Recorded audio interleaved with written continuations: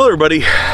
Today I want to talk to you about some common mistakes I see with people when it comes to drawing from concealment. Now today is going to be mainly or solely appendix carry, but some of these translate to other carry positions as well. So let's get into it.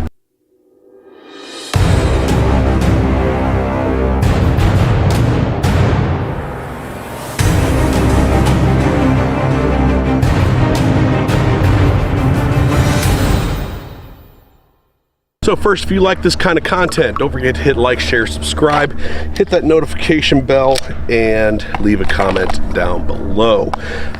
Make sure and hit all notifications, and you can also become a member of the channel and get members only stuff, members only posts and videos, as well as previews to upcoming videos. Enough of that, let's get into it. So I would say the first and most common problem I see with people when it comes to concealment, when it comes to drawing from concealment, is the defeating the garment.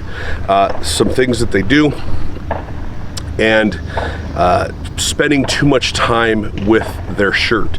And by spending too much time with their shirt, I mean they will raise their shirt, grab their gun, and they're still holding on to their shirt. Once you have a full grip on your pistol and you start drawing it, let go of your shirt and come out to presentation. There's no reason for you to be holding on to it and then do this, right? It's a waste of tenths of a second. It's even a waste of seconds depending on the person. The second one is where they grab their shirt. Now let me step back here a little bit. I'm wearing a longer shirt. I like my flannels. These LAPG flannels I think are the best concealed carry flannels on the market. I will leave a link to LAPG down below. But instead of grabbing the bottom of the shirt all the way down here and ripping it up, oftentimes you end up with this when you do that, and if you're not high enough or if your shirt isn't loose enough, that can still be over top of your grip. You end up grabbing the shirt instead, or with the grip of your pistol.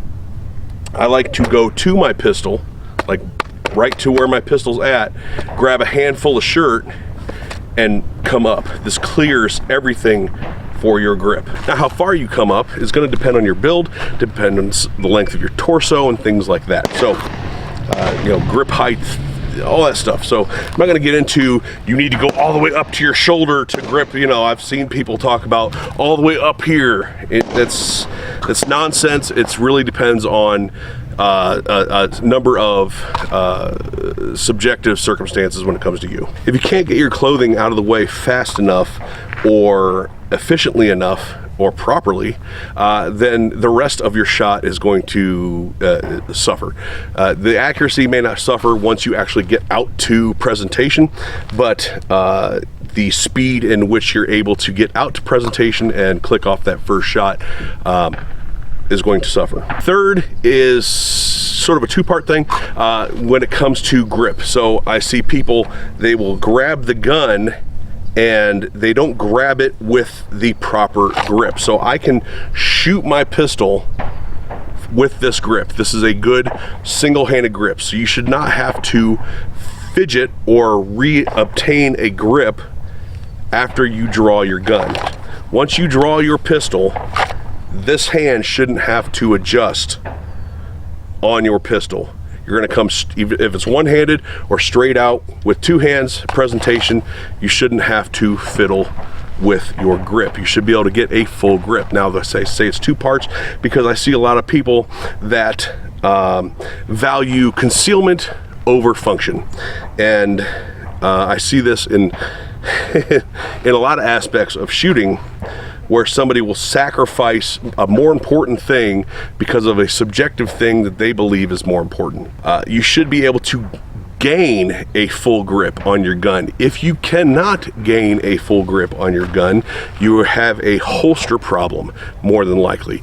And that is either your holster and gun is way too tight to your body, which is probably uncomfortable anyway, but it is also sunk too far down in your pants.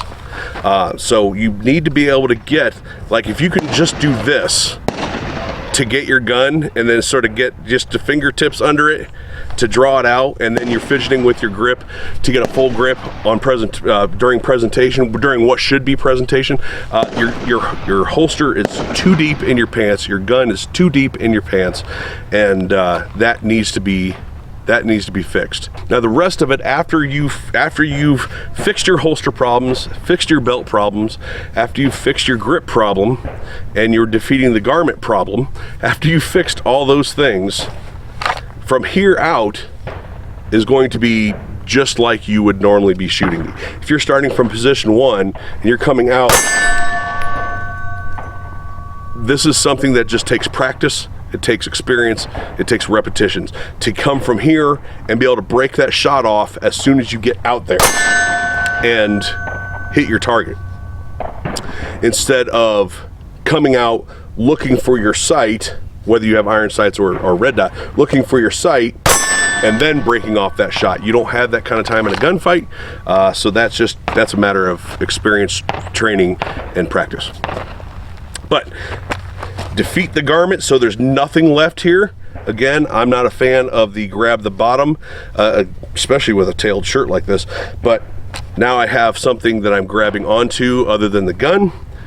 Make sure your gun is high enough, and I want to say comfortable enough. I don't want to say loose enough, because too loose is too loose.